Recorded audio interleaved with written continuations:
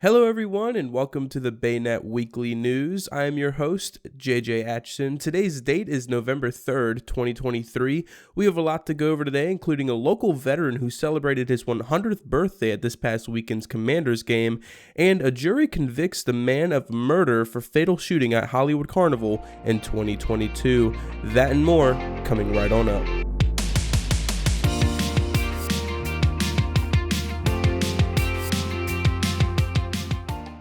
This past Sunday, William Billy Chelsea, a World War II Army veteran, celebrated his 100th birthday at this weekend's Commanders game.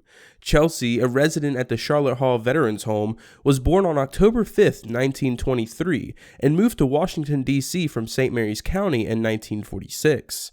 Chelsea even worked at the Griffith Stadium where the team played until 1965.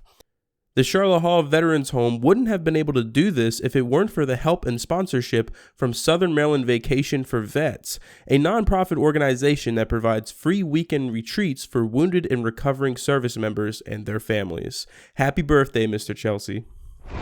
St. Mary's County State's Attorney Jamie Sterling announced today that following an 8-day trial, a St. Mary's County jury convicted Devron Nyquez Murray, age 20 of Lexington Park, of first-degree murder, attempted first-degree murder, and related offenses.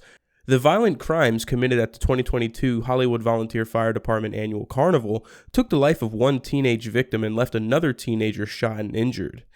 The jury convicted Mr. Murray of the following charges: first-degree murder of a 16-year-old victim, second-degree murder of the same 16-year-old victim, and use of a firearm in the commission of a crime of violence. Attempted first-degree murder of the 17-year-old victim, attempted second-degree murder, first-degree assault, use of a firearm in the commission of a crime of violence, loaded handgun on person, and possession of regulated firearm under the age of 21. The defendant will remain held without bond pending the sentencing hearing.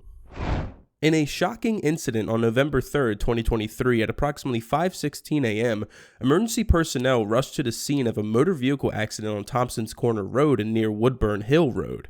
Upon arrival, crews found a work van struck by a runaway tire from a dump truck.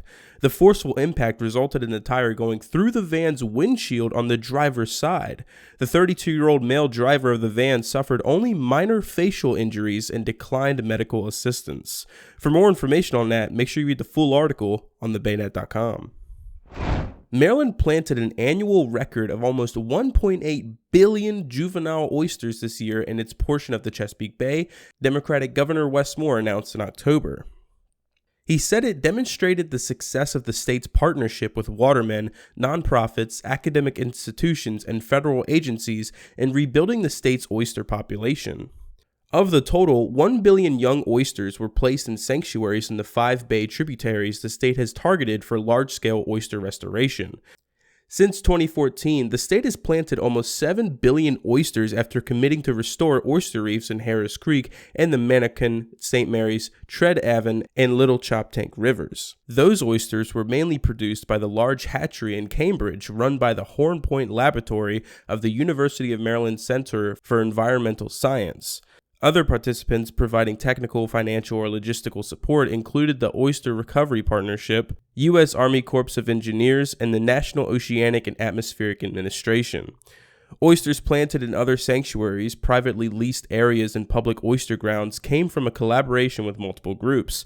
Nonprofits such as the Chesapeake Bay Foundation, Severn River Association, and Shore Rivers, watermen's associations, and several private producers. Participants in the state's Marylanders Grow Oysters program and similar initiatives joined in raising hatchery-spawned oysters for the plantings. About 212 million post-larval oysters, or spat, went into sanctuaries in Eastern Bay as part of a new restoration project there, while nearly 113 million got planted in smaller sanctuaries in Anne Arundel and Queen Anne's counties. And more than 455 million oysters were planted on grounds open for commercial harvest throughout the state waters. The St. Mary's County Sheriff's Office is seeking the whereabouts of David Allen Brooks, who left a treatment facility and failed to return to the St. Mary's County Detention and Rehabilitation Center. Brooks is a white male, approximately 6 feet tall, weighing 180 pounds, and was last seen on Friday, October 20th, 2023.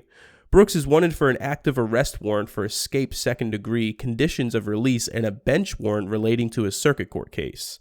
Anyone with information about the whereabouts of David Allen Brooks is asked to contact Detective First Class Joseph A. Bowling at 301-475-4200 extension 1959 or by email at joseph.bowling, that's BOWLING, at stmaryscountymd.gov. And for more information on any of the articles that we covered today, make sure you click the specific link down in the description below. And that's all we got for you this week on the BayNet Weekly News. Again, my name has been JJ Atchison. I hope you guys have an amazing weekend, and we'll see y'all next week.